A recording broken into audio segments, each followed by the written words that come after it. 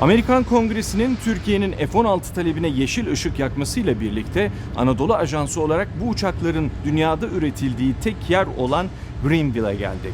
Özel izin gerektiren bu askeri üsse giren ilk Türk medya ekibi olarak F-16 Block 70 ve 72 serisinin sahip olduğu yetenekleri yerinde görme fırsatımız olacak.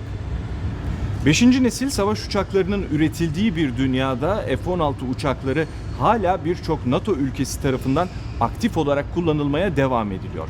Dahası buradaki tesisler dünyanın dört bir yanından artan siparişlerle karşı karşıya. Türkiye'de 40 tane yeni Block 70-72 serisi uçak sipariş ediyor. Ancak bünyesinde bulunan 79 adet Block 50 sınıfı uçağın aynı seviyeye ulaştırılması için ek kitler talep etti. Türk Silahlı Kuvvetleri bu uçakların Türkiye'de hızlı bir şekilde güncellenerek Türk Hava Kuvvetleri filolarına ekleneceğini söylüyor. So right now we have about 132 aircraft in backlog with 8 aircraft that have already been delivered.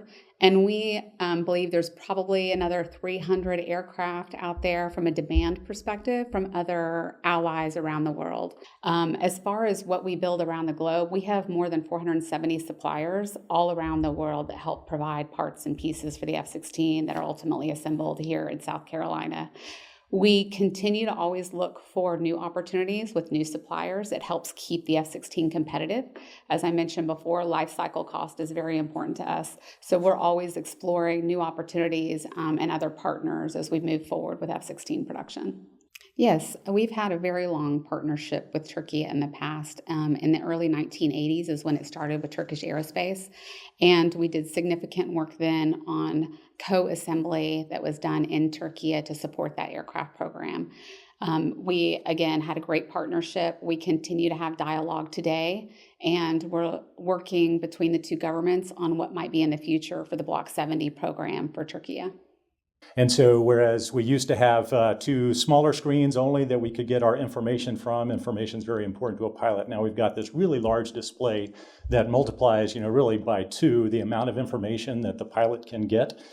So our new long-range radar, it's an active electronically scanned array radar, which is not only more reliable than the old mechanically scanned radars, but it can also see things at much further distances.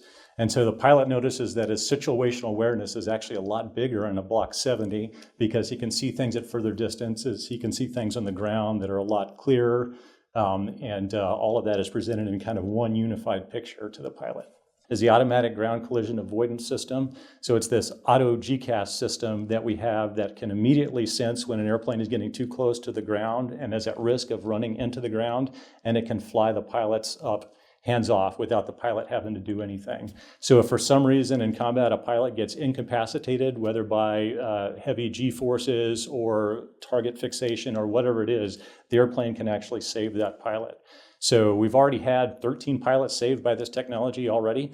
And so that is not only a safety feature, bringing those airplanes and those pilots home to their bases and to their families, it's also a combat feature because now those pilots and those airplanes are ready to go back out on the next mission, having been saved from that ground collision. That we've incorporated into the Block 70, there were 26 areas actually that were improved on a new Block 70 airframe to increase the service life. 50% increase in service life on the new aircraft. So what that really means to us, it means fewer inspection intervals, longer inspection intervals, and sometimes we actually eliminated some inspections with the improvements we made to the airframe.